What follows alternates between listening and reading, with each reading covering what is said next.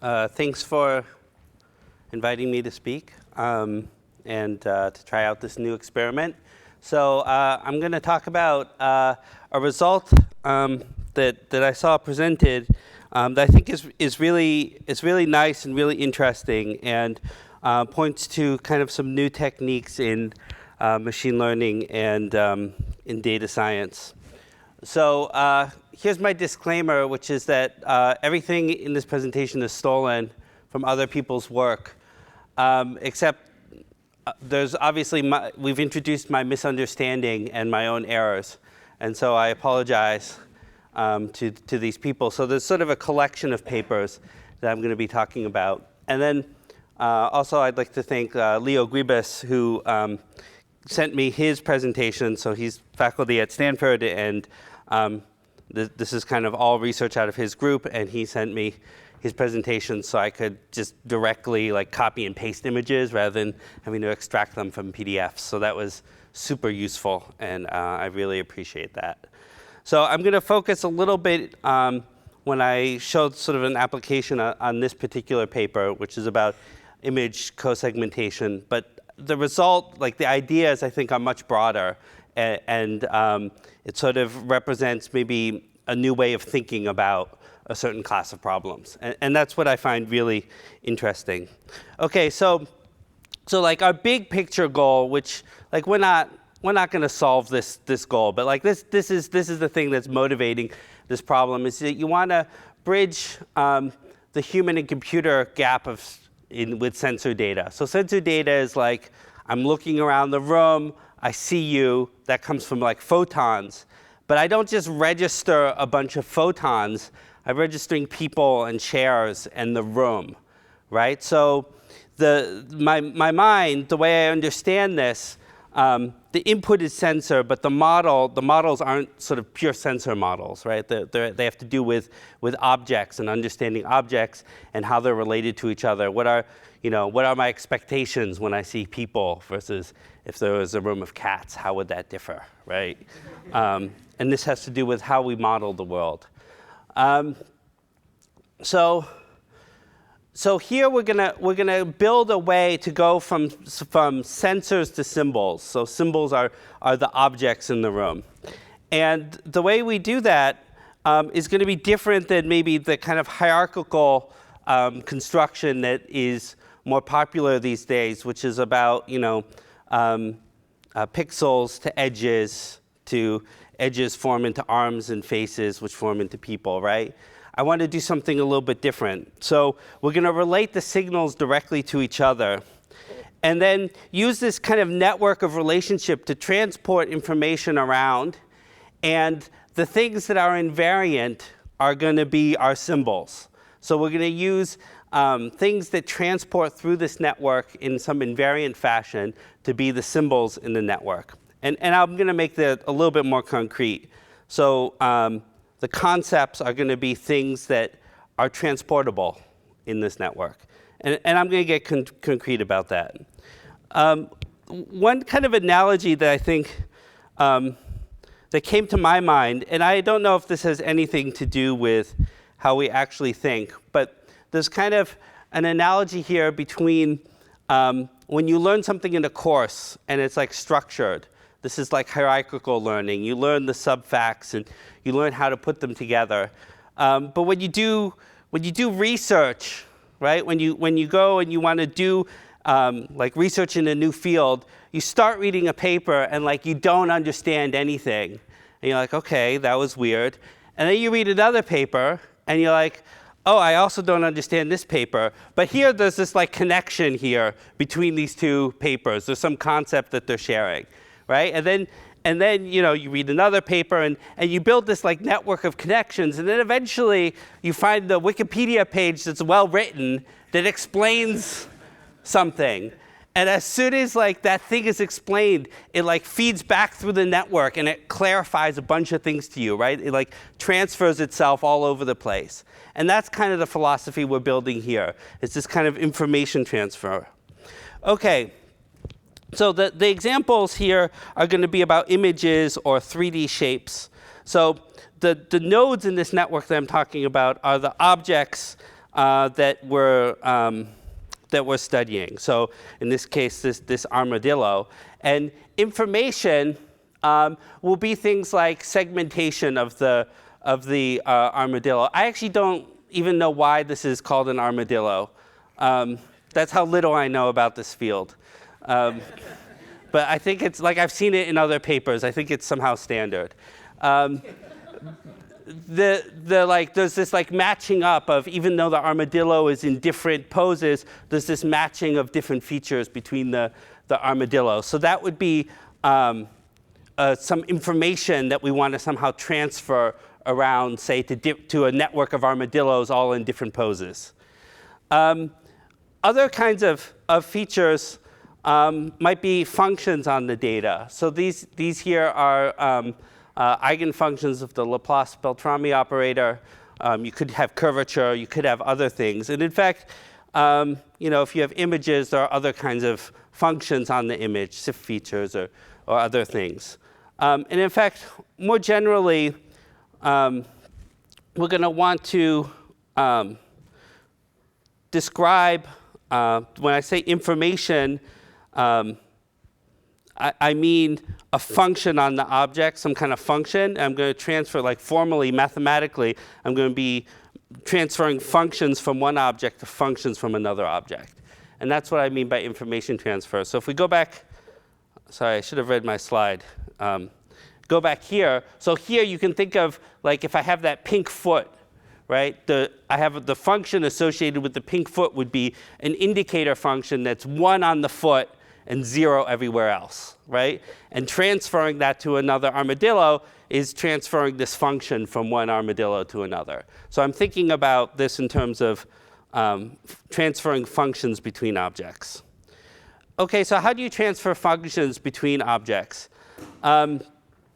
If I have a map between two objects, so here I have a map that goes from the lion to the cat.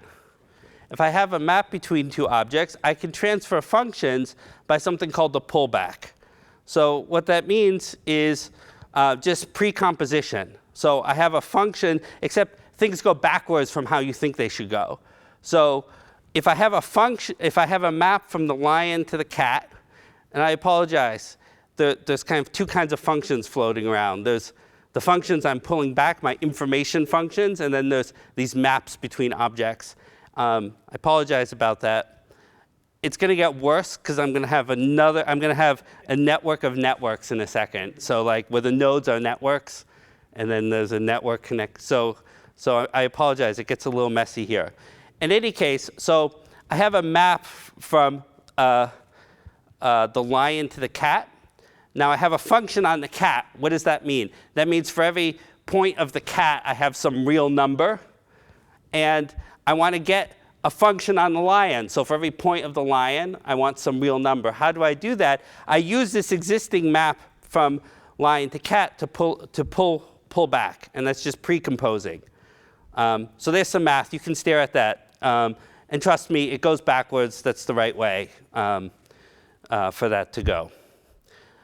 Something that's interesting is that if we have the space of real valued functions, this map, even though the map from lion to cat could be it's sort of nonlinear and complicated, the function space map is linear.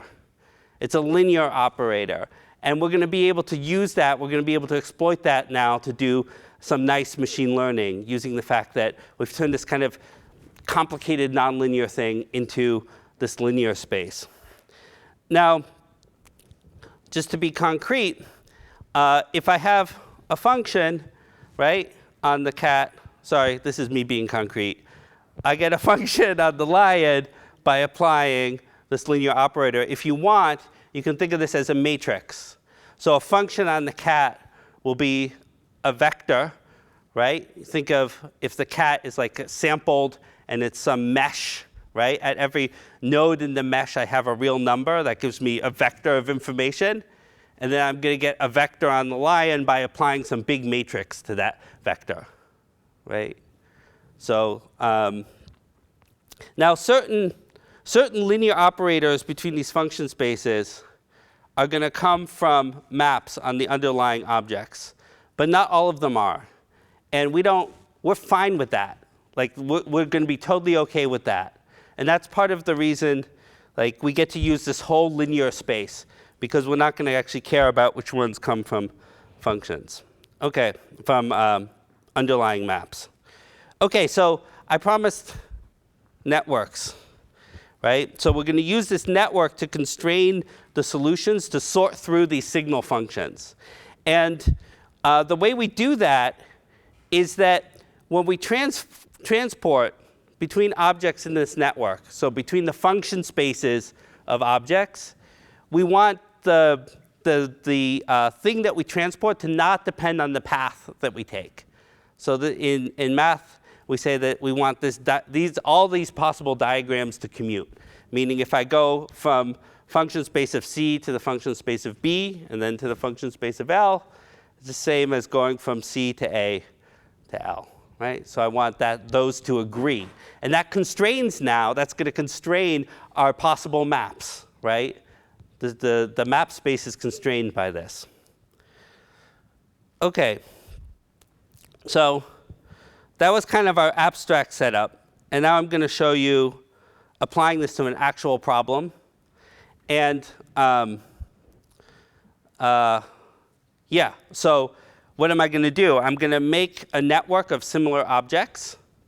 I'm going to use these. I'm going to fit now a set of matrices to this network, such that I get all possible paths, all the loops to commute, right? There's a cycle condition, so that all loops commute. And once I do that, I'm going to be able to solve a segmentation problem. I'm going to transfer information about segmentations on one image to something on another. Although that's not the only problem you can solve, but that's the problem I'll solve. Okay, so what is this image segmentation problem? You have a bunch of images of the same object, but from different viewpoints at different scales, and you want to segment out that object, right? So classically, people, you think of a single image and you want to segment out. Now we want to use the fact that we have multiple images all containing the same object, and we want to use that information to do a better job segmenting. And then also, it's not always strictly the same object from different views. You might have kind of similar objects of a class, so cows, right? Different pictures of cows, and you want to use the fact that you have all these pictures of cows to now segment out the cow. Okay, so the kind of the philosophy here is that the collection provides weak supervision for each other. Okay, so first I need to take my collection of images and form them into a network, right? So that I can fit all these maps in the network. To do that, I just use a kind of image similarity, and I just assign every image its closest 30 most similar images. So that gives me a sparse network. So something like this. These are airplanes. You can see like you have some jet fighters, and they're near each other, and then you have some other fighters, right? Some other kinds of airplanes. Right, so I have a network of images, all containing airplanes. I attach each image to its closest, most similar 30 other images, and that gives me some giant connected but sparse network of airplanes.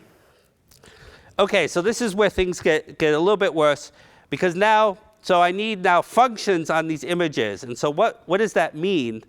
I'm going to turn each image into a network, and then I'm going to take the functions on this network. So functions on a network are just assigning a real number to every node. So how do I turn an image into a network? I divide the image using something called superpixels, which are kind of scale invariant subdivision of the image. And then I connect each superpixel to its neighbors, and I weight that by the length of that connection. So there's some process here of turning an image into a network.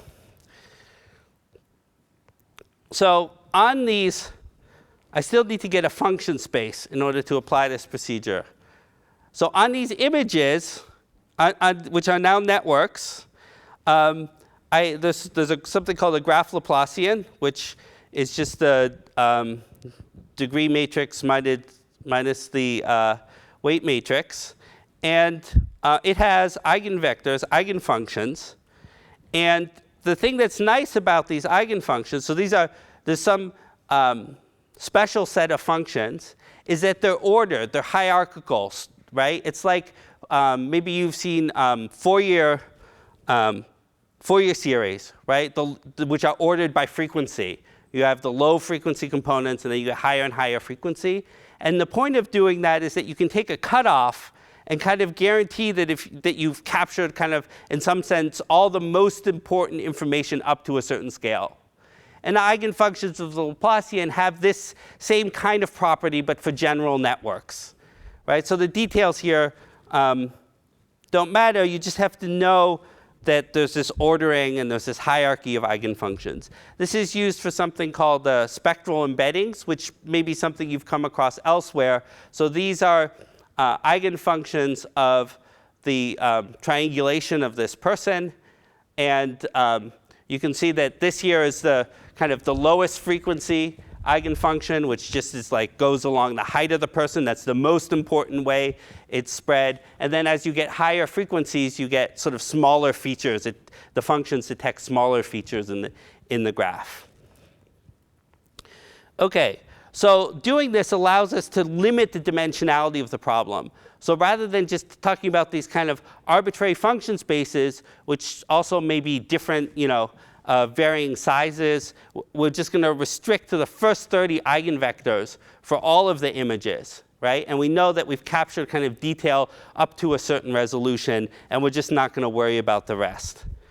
Okay, so this is what it looks like for cows. There's the cows, those are the superpixels, which turn into networks, and then those are some heat maps of the eigenfunctions for the first, three eigenfunctions. Okay, so now we just have to set up an optimization problem, and I decided to spare everybody the formulas here and just tell you what the optimization problem is. So we're going to solve now for the set of matrices that make this whole network commute. So we're going to align image features associated with each superpixel. That's going to be one term of our optimization. Then there's a regularization term, which penalizes matching eigenspaces with very different eigenvalues, because that's a matching of across scale. So we want to keep things at the same scale matched with each other as much as possible. And then there's this cycle consistency, right? As I go around in loops, I want to have the identity. So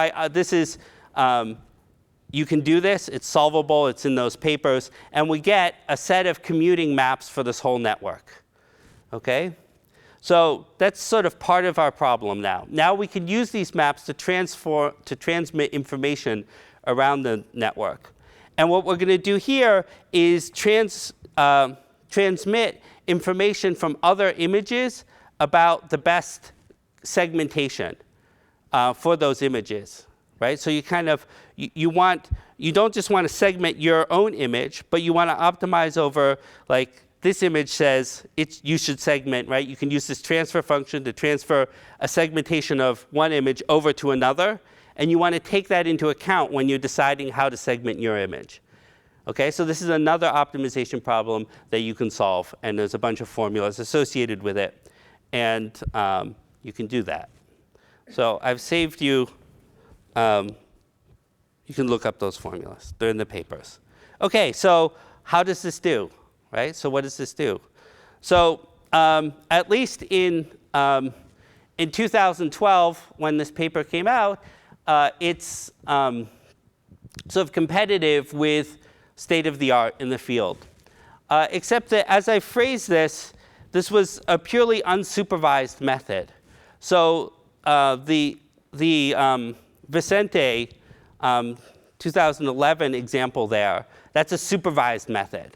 Right? So there's this like unsupervised method that uses information transport that's beating out supervised methods doing the same problem. And I think that that's really incredible, and it shows kind of the implicit power in using this network, that there's kind of implicit supervision in the fact that you know that these all have to segment out the same thing.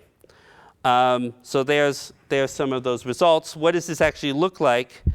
So here are the kinds of images that it did, and those are the kind of segmentations it produces. So all in all, it's pretty good. So what's the message here?